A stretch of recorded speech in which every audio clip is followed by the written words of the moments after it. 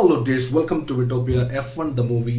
ഈ സിനിമയുടെ co producer and ഈ സിനിമയുടെ ടെക്നിക്കൽ കൺസൾട്ടൻ്റ് ആയിട്ട് വർക്ക് ചെയ്തത് വേൾഡിലെ തന്നെ 7-time F1 world champion Luis Hamilton ആണ്. അത് ഈ സിനിമയെ പറ്റിയിട്ടുള്ള ഒരു ഇൻട്രസ്റ്റിംഗ് ഫാക്റ്റ് ആയിരുന്നു. ഈ സിനിമയുടെ മെയിൻ ലീഡ്സ് എന്ന് പറയുന്നത് one and only Brad Pitt and the magnetic Javier Bardem. Plus ഇതൊരു സ്പോർട്സ് മൂവിയും കൂടാണ്. സ്പോർട്സ് മൂവി എന്ന് പറയുമ്പോൾ നമുക്ക് പൊതുവെ അറിയാം, അതൊരു ഹൈലി മോട്ടിവേഷണൽ, ഭയങ്കര ഇൻസ്പയറിംഗ് ആയിട്ടുള്ള രീതിയിലുള്ള ഒരു ട്രീറ്റ്മെൻറ്റ്, അങ്ങനത്തെ ഒരു മെസ്സേജ് ആയിരിക്കും നമുക്ക് തരുന്നത്. ഈ സിനിമയും ഒട്ടും വ്യത്യസ്തമല്ല.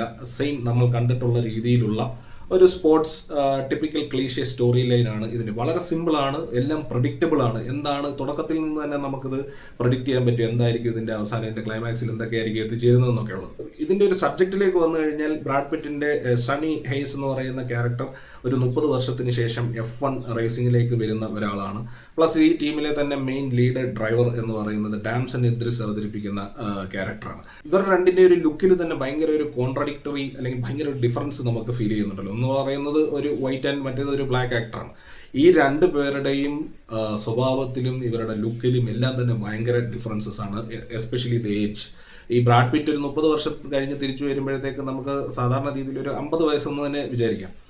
മറ്റേ ഇതെന്ന് പറയുമ്പോൾ വളരെ യങ് ബ്ലഡാണ്, ഭയങ്കര ജയിക്കാനായിട്ടുള്ള ഒരു ഭയങ്കര ഹങ്കറുണ്ട്, അങ്ങനത്തെ രീതിയിലുള്ള ഒരു ക്യാരക്ടറാണ്. ഓപ്പോസിറ്റ് ബ്രാഡ് പിറ്റ് വരുമ്പോഴത്തേക്ക് അയാൾക്ക് ഇയേഴ്സ് ഓഫ് എക്സ്പീരിയൻസ് ഉണ്ട്, അയാൾക്ക് പ്രായം കൊണ്ടുള്ള ഒരു മെച്യൂരിറ്റി ഉണ്ട്, പിന്നെ അയാൾ സ്ട്രാറ്റജിക്കലി അയാളുടേതായിട്ടുള്ള ഒരു രീതിയിൽ ബ്രില്യൻ്റ് ആണ്.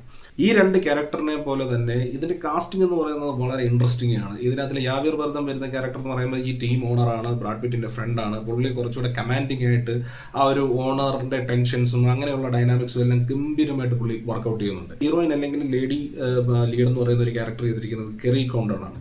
അപ്പോൾ ഇവരുടെ എല്ലാം ക്യാരക്ടേഴ്സ് എന്ന് പറയുന്ന ഒരു ബ്രില്യൻ കാസ്റ്റിംഗ് ആയിട്ട് തന്നെയാണ് എനിക്ക് ഫീൽ ചെയ്തത്. കാരണം ഇപ്പോൾ എസ്പെഷ്യലി ഇവരുടെ ഒരു റൊമാൻസ് ഉണ്ട്, അതായത് ബ്രാഡ് പിറ്റും ഈ പറയുന്ന ലേഡി ക്യാരക്ടറും തമ്മിലുള്ള ഒരു ലവ് ട്രാക്ക് ഇതിനിടയിൽ വരുന്നുണ്ട്. പക്ഷെ അത് വളരെ തിന്നായിട്ടുള്ള ഒരു ട്രാക്കാണ്, ഭയങ്കരമായിട്ട് എക്സ്പ്ലോർ ചെയ്യുന്നൊന്നുമില്ല. അതൊരു നെഗറ്റീവായിട്ട് പറയാൻ പറ്റത്തില്ല, കാരണം സിനിമ കൂടുതലും കോൺസെൻട്രേറ്റ് ചെയ്യുന്നത് റേസ് ട്രാക്കിൽ തന്നെയാണ്.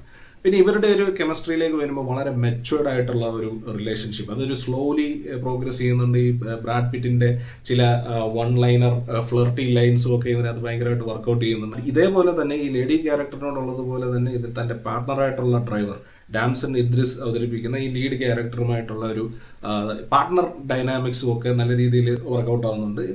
അപ്പോൾ ഇത്തരത്തിൽ ഇതിൻ്റെ കാസ്റ്റിംഗ് വളരെ ബ്രില്യൻ്റ് ആണ്. അടുത്തത് എടുത്തു പറയേണ്ടതെന്ന് പറഞ്ഞു കഴിഞ്ഞാൽ ഇതിൻ്റെ ഒരു സ്ക്രീൻ പ്ലേ എന്ന് പറയുന്നത് ഒരു രക്ഷയില്ല. കാരണം എന്ന് വെച്ചാൽ ഇത്രയും പ്രഡിക്റ്റബിൾ ആയിട്ട് തുടക്കത്തിൽ തന്നെ നമുക്ക് മനസ്സിലായത് എന്താണ് അവസാനിക്കാൻ പോകുന്നത് എങ്ങനെയാണെന്നുള്ളത്. പക്ഷേ ഇത്രയും പ്രഡിക്റ്റബിൾ ആയിട്ടുള്ള ഒരു സ്റ്റോറി ലൈൻ, അതിനെ ഇത്രയും എൻഗേജിങ്, ഇത്രയും ത്രില്ലിംഗ് ആയിട്ട് അവതരിപ്പിക്കാൻ ആ ലെവലിൽ എഴുതി വെച്ചിരിക്കുന്ന ഒരു സ്ക്രീൻ പ്ലേ ആയിട്ടാണ് ഈ സിനിമയുടെ സ്ക്രീൻ പ്ലേ തോന്നിയത്. Plus one and only Hans സിമ്മറിൻ്റെ മ്യൂസിക്, ഇതിൻ്റെ സിനിമാറ്റോഗ്രാഫി, ഇതിൻ്റെ എഡിറ്റിംഗ് ആൻഡ് സിനിമാറ്റോഗ്രാഫി വേറെ ലെവലാണ്. അതിൻ്റെ കൂടെ ഈ പറയുന്ന ഹാൻസ് സിമ്മറിൻ്റെ മ്യൂസിക്കോട് വരുമ്പോഴത്തേക്ക് ഭയങ്കര ത്രില്ലിംഗ് ആയിട്ട് ഭയങ്കര എൻഗേജിങ് ആയിട്ട് സിനിമ വേറെ ലെവലിലേക്ക് പോകുന്നുണ്ട്. കാരണം ഇത്രയും പ്രഡിക്റ്റബിൾ ആയിട്ടുള്ള ഒരു സ്റ്റോറി ലൈനെ ഈ ലെവൽ എക്സിക്യൂഷൻ കൊണ്ട് മെച്ചപ്പെടുത്തുക എന്നൊക്കെ പറയുന്നത് വേറെ ലെവൽ, അല്ലെങ്കിൽ ഭയങ്കര ശ്രമകരമായിട്ടുള്ള ഒരു കാര്യമാണ്. അത് ഈ സിനിമ ആ കാര്യത്തിൽ വിജയിച്ചിട്ടുണ്ട്. കാരണം ഈ സിനിമ കാണുമ്പോൾ അല്ലെങ്കിൽ ഈ സിനിമയുടെ എക്സിക്യൂഷൻ കാണുമ്പോൾ നമുക്ക് മനസ്സിലാകുന്ന ഒരു കാര്യമാണ്, നമ്മൾ പലപ്പോഴും പറയാറുള്ളത് പോലെ it's not about the destination, it's all about the journey. അതായത് അവിടേക്കുള്ള ഒരു എക്സിക്യൂഷൻ, അതിൻ്റെ ഒരു ട്രീറ്റ്മെൻറ്റ്, അതാണ് ഈ സിനിമയുടെ ഏറ്റവും വലിയൊരു ഹൈലൈറ്റ് ആയിട്ട് തോന്നിയത്. ഈ സിനിമയിൽ കാണിക്കുന്ന ഒരു സ്പോർട്ടാണ്, ഒരു ഗെയിമാണ്. അപ്പം ഈ F1 റേസിംഗ് എന്ന് പറയുന്ന സ്പോർട്ടിൻ്റെ കുറച്ചുകൂടെയൊക്കെ ടെക്നിക്കാലിറ്റീസും ഡൈനാമിക്സും ഒക്കെ അറിയാവുന്നവരാണെങ്കിൽ ഇത് കൂടുതലും എൻജോയ് ചെയ്യാൻ പറ്റും. കാരണം എന്താണെന്ന് വെച്ചാൽ ഇപ്പോൾ എന്നെ സംബന്ധിച്ചിടത്തോളം എനിക്ക് ഇതിന് ഡീപ്പായിട്ടുള്ള കാര്യങ്ങളൊന്നും അറിയത്തില്ല, എന്നാലും കുറച്ച് കാര്യങ്ങളൊക്കെ അറിയാം. ഇപ്പോൾ ഇതിനകത്തിൽ ടയർ ഡൈനാമിക്സ് ഉണ്ട്, അതായത് ഇപ്പോൾ സോഫ്റ്റ് ടയേഴ്സ് എങ്ങനെ അല്ലെങ്കിൽ ഹാർഡ് ടയേഴ്സ് എങ്ങനെയാണ് പെർഫോം ചെയ്യുന്നത്, ഇതിൻ്റെ പിറ്റ് സ്റ്റോപ്സിൽ ഉള്ള പ്രാധാന്യം എന്താണ്, സെക്കൻഡ്സ് ഗെയിൻ ചെയ്യുന്നതും ലൂസ് ചെയ്യുന്നതും എങ്ങനെയാണ്, പിന്നെ ഒരു സ്ട്രാറ്റജി വർക്ക് ചെയ്യുന്നത് എങ്ങനെയാണ്. ഇപ്പോൾ രണ്ട് ഡ്രൈവേഴ്സ് ഒരു ടീമിലുണ്ടെങ്കിൽ ഇവരുടെ തമ്മിലുള്ള ഒരു ടീം വർക്ക് ഏത് രീതിയിലാണ് ട്രാക്കിൽ റിഫ്ലക്റ്റ് ചെയ്യുന്നത്, ഇങ്ങനെയൊക്കെ ഉള്ള കുറേ കാര്യങ്ങൾ ഇതിനകത്തുണ്ട്.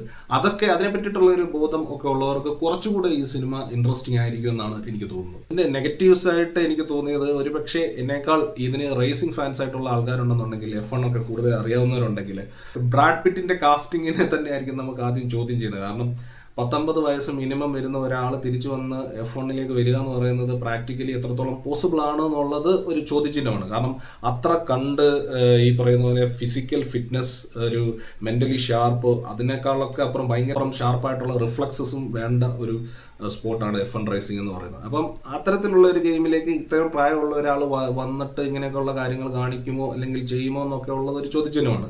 പക്ഷേ ഇതിനകത്തിലെ വേറൊരു ഇൻട്രസ്റ്റിംഗ് ഫാക്റ്റായിട്ട് കേട്ടത്, ഇതിൻ്റെ ഷൂട്ടിംഗ് ടൈംസിലുള്ള ട്രയൽസിൽ അങ്ങനത്തെ റൺസിലൊക്കെ ബ്രാഡ് പിറ്റ് 180 km/h വരെ ഹിറ്റ് ചെയ്തു എന്നൊക്കെയാണ്. അത് ഒരു വലിയൊരു സംഭവമൊന്നുമല്ല, കാരണം റേസിംഗ് കാര്യത്തിലേക്ക് വരുമ്പോഴത്തേക്ക് അതൊരു വലിയ സ്പീഡുമല്ല. പക്ഷേ ഇതിൻ്റെ ഒരു ബിലീവബിലിറ്റി കൊണ്ടുവരുന്നതിനകത്ത് ഈ ആക്ടേഴ്സിൻ്റെ പെർഫോമൻസ്, ഇതിൻ്റെ ഒരു എക്സിക്യൂഷൻ, ഇതെല്ലാം ഭയങ്കരമായിട്ട് കോൺട്രിബ്യൂട്ട് ചെയ്തിട്ടുണ്ട്. ഈ പറയുന്ന നെഗറ്റീവ്സ് ഉണ്ടെങ്കിൽ പോലും ഇതിൻ്റെ തുടക്കം മുതൽ നമുക്കറിയാം എങ്ങനെ ആയിരിക്കും എന്നുള്ളത്. പക്ഷേ അതിനേക്കാളൊക്കെ മേളിൽ വന്ന് നിന്ന് ഇതിൻ്റെ ഒരു എക്സിക്യൂഷൻ വൈസ് ഈ സിനിമ ഡെലിവർ ചെയ്യുന്നതാണ് ഈ സിനിമ ഒരു വലിയ വിജയമായി മാറുന്നത്. പിന്നെ ഈ സിനിമ കണ്ടിട്ട് ഇറങ്ങുന്നവർ പ്രത്യേകം ശ്രദ്ധിക്കുക, സിനിമയുടെ ഹാങ് ഓവറിൽ നമ്മൾ ഓടിക്കുന്ന വണ്ടി നമ്മൾ സാധാരണ ഓടിക്കുന്നതിലും സ്പീഡിൽ ഓടിക്കാനുള്ള ചാൻസസ് ഉണ്ട്. അതുകൊണ്ട് അത് ഒന്ന് keep it in your mind. അപ്പോൾ അടുത്തൊരു പടവുമായിട്ട് വരാം. Bye bye.